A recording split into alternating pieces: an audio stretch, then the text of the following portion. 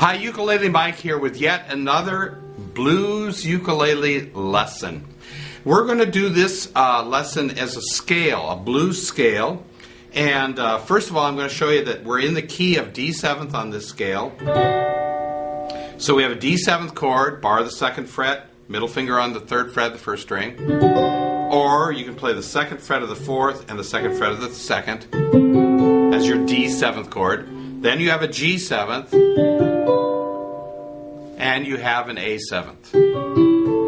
Now, this scale is really cool because it's movable. In other words, you can move it up and down the fingerboard depending upon the key you're in. So if you're in the key of D or D7th, you're going to start on the 5th fret of the 1st string.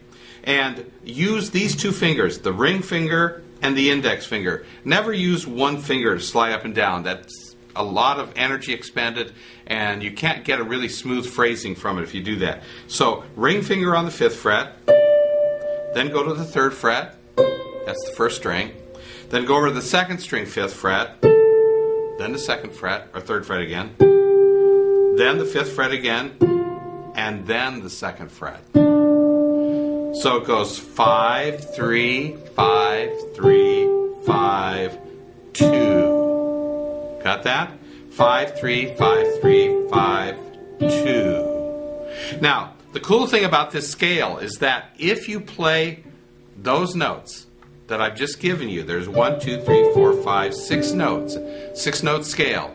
If you play outside of that, it may not sound cool. But if you stay within those 6 notes, you can make no mistakes. You can break up the rhythm any way you want. You can play those notes in any order you want. So you can have a little pattern that goes like this.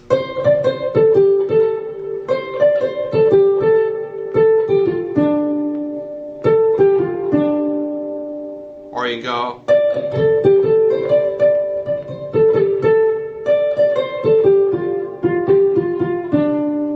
Any order you want. Now, one of the cool things is that as you go down, that note right there, the 3rd fret of the 2nd string, if you can do a little bend, in other words, kind of push the string this way or this way, whatever's most comfortable, you get a real nice little blues note. You choke that string. Bend it. All right, now, as you play this little riff, this little scale, you have another ukulele or guitar or keyboard or whatever behind you playing a little pattern, D7, G7, and so forth. All right, so I'm employing the skills of a really fine student of mine, Anthony. And I'm going to call Anthony in now, and Anthony's going to do this little pattern with me in the key of D7. So come on in, Anthony. 1, 2, 3, and...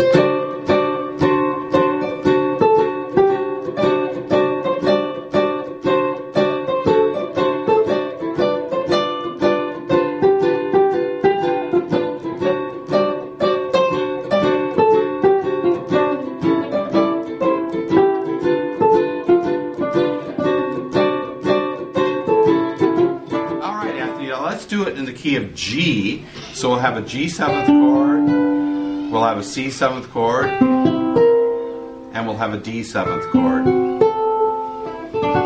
Either way. And I'm going to have you go up to the 10th fret. Play it for me. Alright, so everybody out there, here we go. We're in the key of G now. 1, 2, 3, 4.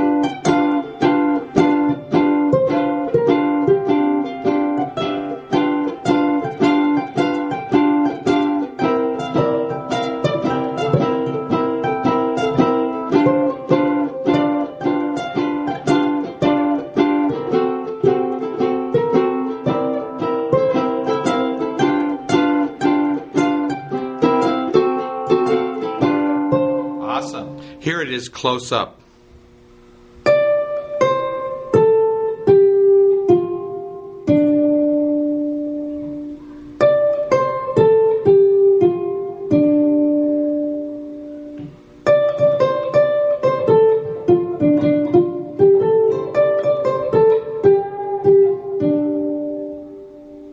All right, so that little pattern again, 5, 3, 5, 3, 5, 2. Now I'm going to give you a couple little variations on this pattern. Now what I did there is I took my little finger and snuck it up to the 8th fret, 5, 6, 7, 8th. So added one little extra note. If you're capable of getting that little finger up there, that's a nice little addition. By the way, taking these notes, does this sound familiar? See? Clapton uses it all the time when he plays the blues. So take this little pattern, have fun with it. We're also going to, Anthony and I are also going to do a little version of it in another key. And then we're going to lay down some accompaniment tracks in the key of D7 that you can play along with at home and explore the wonderful world of improvisation and blues. Have fun with it and happy strumming.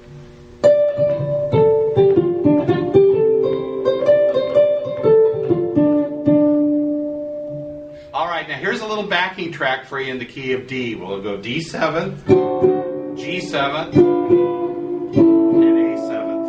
D7th, G7th, and A7th. 1, 2, 3, and...